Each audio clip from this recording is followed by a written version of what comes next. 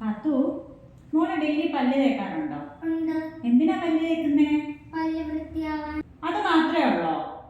അല്ല, പിന്നെ അസുഖങ്ങൾ വരാതിരിക്കാൻ. എങ്ങനെ അസുഖം വരാതിരിക്കുന്നേ? അറിഞ്ഞൂടാ. പറഞ്ഞുതരട്ടെ. നമ്മുടെ പല്ല് എവിടെ ഇരിക്കുന്നേ? വായില്. വായിനകത്ത് മോണയിലാണ് പല്ലിരിക്കുന്നത്. നമ്മുടെ വായിക്കകത്ത് ഒരുപാട് അണുക്കളുണ്ട്. അപ്പം നമ്മുടെ വായെന്ന് പറയുന്നത് നമ്മുടെ ഡൈജസ്റ്റീവ് ട്രാക്റ്റിലോട്ടും അതുപോലെ തന്നെ നമ്മുടെ റെസ്പിറേറ്ററി ട്രാക്റ്റിലോട്ടും ഉള്ള ഒരു എൻട്രി പോയിന്റ് ആണ്.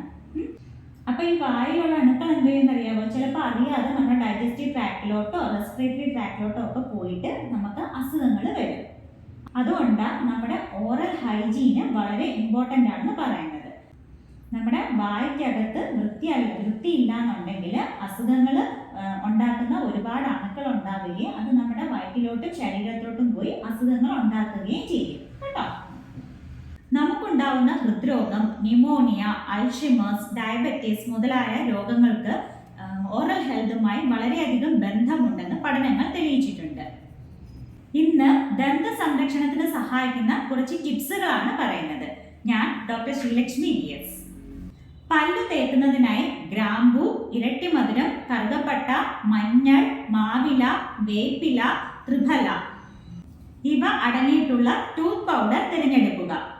ഇവയുടെ anti microbial, anti inflammatory property മോണയുടെയും പല്ലിന്റെയും ആരോഗ്യം നിലനിർത്തുവാൻ സഹായിക്കുന്നു.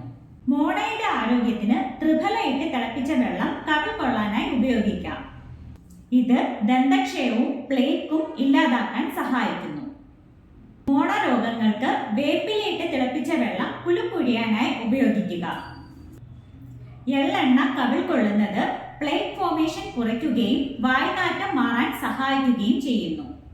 നെല്ലിക്ക കഷായം വെച്ച് കവിൾ കൊള്ളുന്നതും ഉള്ളിൽ കഴിക്കുന്നതും മോണയുടെയും പല്ലിന്റെയും ആരോഗ്യത്തിന് ഫലപ്രദമാണ്.